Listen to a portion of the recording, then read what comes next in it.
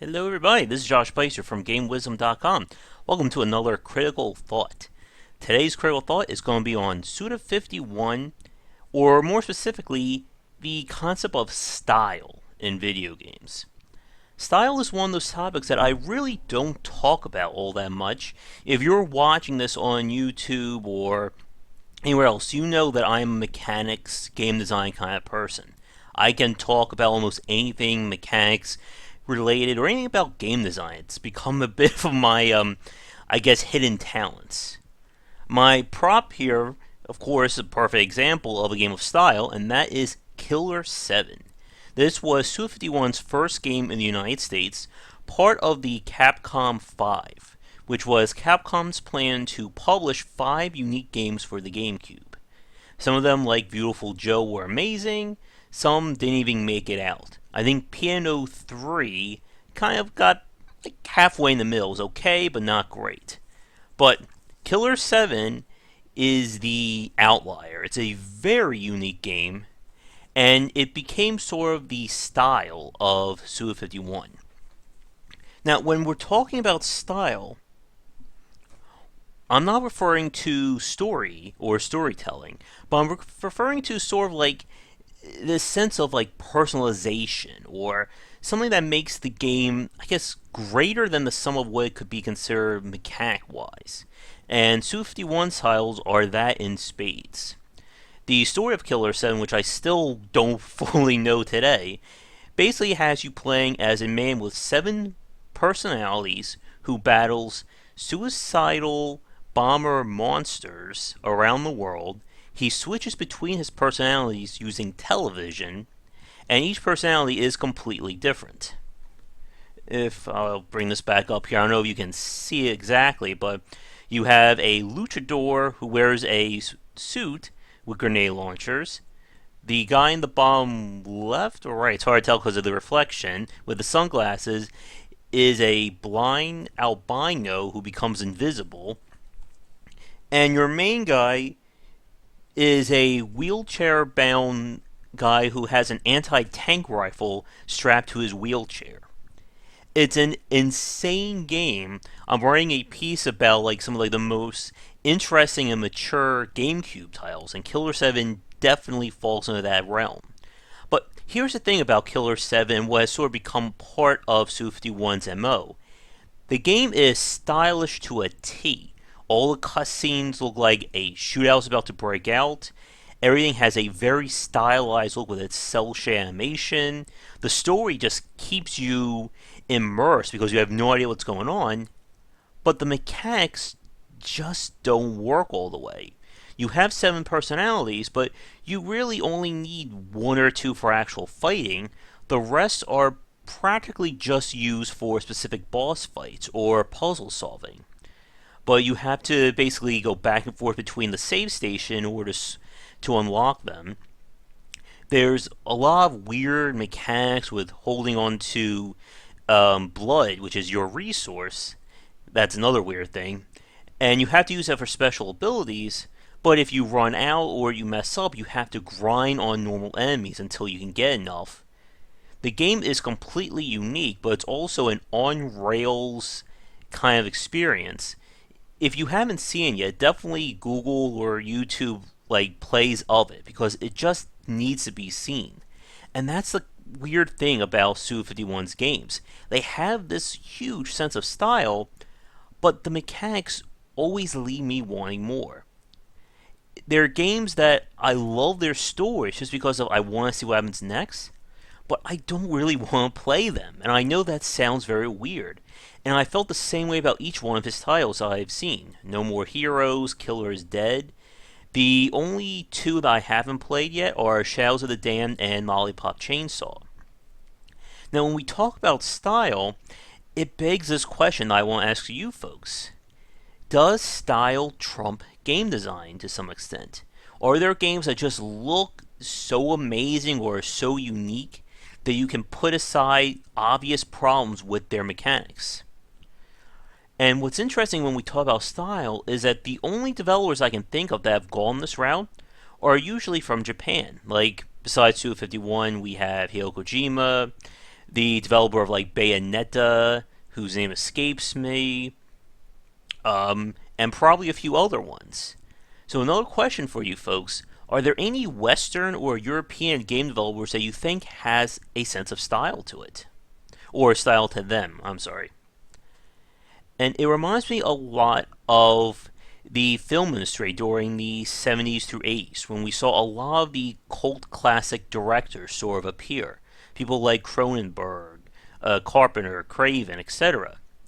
Their movies aren't 100% perfect, no, nothing is, but they have such a unique style or a unique form of storytelling that you're willing to put aside those faults. And that's the same thing that I feel with Suda 51. I look at his games, even though every time I play them, I kind of feel disappointed, but I keep giving him the benefit of the doubt because I know there are no other games like them. It's the same thing with those movie directors. You can look at a movie like The Thing or Videodrome, etc., and you know that no one else would ever make a movie like that. It is entirely the vision behind the director and the writer that has turned these movies into what they are. And it's the same thing with games like Killer 7. There are games similar to it, in the action, first person shooter genre, but there is literally nothing else like Killer 7. And we can even say that about the other games from Suda 51, with exception to No More Heroes 1 to No More Heroes 2. And this is kind of what we see a lot with indie developers today, and it's based on a post that I kind of wrote a while ago regarding why indie developers don't like sequels. They want to brand their studios with their own unique style or imagery. We see this with Team Meat, Clay Entertainment, and probably a lot other indie developers I'm forgetting right now. And it's a major point of branding. When you look at a game like Killer 7, you know that's from Suda 51. When you see No More Heroes or Killer is Dead, it's the same thing. Now, while we don't see that too much with films because different titles, but when you can sort of start to see those cues, like from John Carpenter or Wes Craven, etc. And the sense of style is still something that we don't see a lot with game development, especially by the fact that a lot of AAA games are very homogenized by the sense that it's usually not one person, it's the collective talents of everyone on the team. It's not until we get to either very specialized or very outspoken developers like Suda 51 or Hideo Kojima that we start to be able to tie a face or a personality to these games. Even in the independent scene, it's still more of a studio aspect. Like, I love Don't Starve and I love Invisible Ink, but for the life of me, I can't tell you who those creative directors are. Now, the problem with being able to recognize specific talent in the industry, that is a problem in of itself, and it's way too big for this critical thought. It's definitely something that I want to come back to at some point. But, returning to Killer 7 here, I like how I just reached back there without even looking. That was really good. The game was just entirely unique. It's also one of the few double discs for the GameCube. And it's kind of hard to make out again, but it just looks completely unique. I'm trying to get so you don't see a glare. But the style is there. It's a fantastic game to watch. They even made a comic book, which I actually have the first issue of it somewhere around here. I just don't know where it got to. And that's the thing about Suda 51's games. I would watch animated series or movies about them. I would read comic books. But I always have a problem with their games. Usually the style can be enough to pull me through to some extent. But Killer is Dead, for instance, I played about 4 stages of it and then I just got completely tired of it. And that's kind of my issue. That style can only go so far. Killer 7, I think, worked because of the fact that it was his first game, or his first big game in the United States, so there wasn't anything else to compare it to. Today, every time I think of a game from Suda 51, I think Killer 7. And it becomes hard to try to look at this game without remembering Killer 7. Now, I heard some interesting things about Shadows of the Dam. I believe it was a collaboration between him, Shinji Mikami and one other developer, and it had, I think, the most gameplay depth of his titles, but I heard that it was still felt very repetitive. And it's kind of hard to really piece these things together. When we talk about developers like Hideo Kojima, Suda51, and anyone else you can think of, it's kind of hard to like see what these games would be like without their vision, or what exactly did their vision make with this. Is it just a story element? Is it just the actual like cutscenes? Is it everything? I don't know. That's the thing. But I think it's going to be something we're going to be hearing more of, especially from the indie space in the coming years. Especially with how independent development has gotten so much more transparent, thanks to Kickstarter, early access, etc. But tell me what you think. Does style trump gameplay in any areas?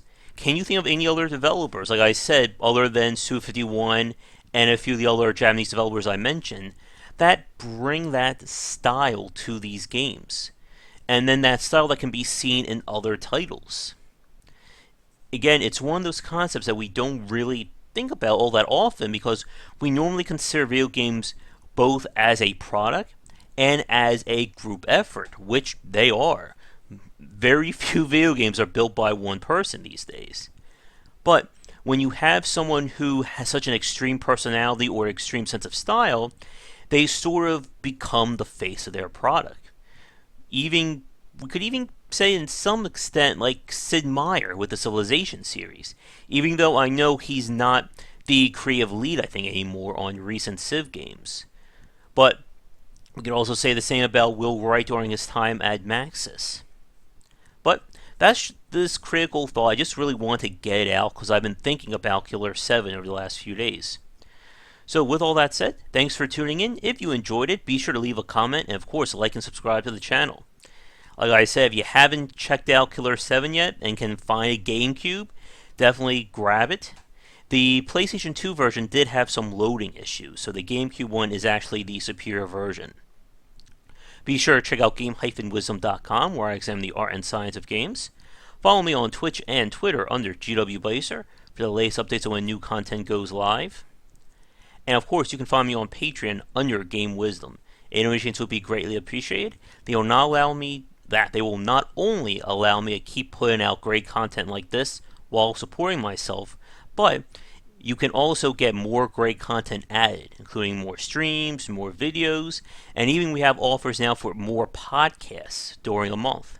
So be sure to check that out, and of course share with your friends. It always will help out, and I really do appreciate it. So I'm going to switch to my little announcement thing, so it doesn't end up my creepy little face freezing. Thanks again for listening to this critical thought, and I'll be back tomorrow with another one, as well as more great content. Thanks again.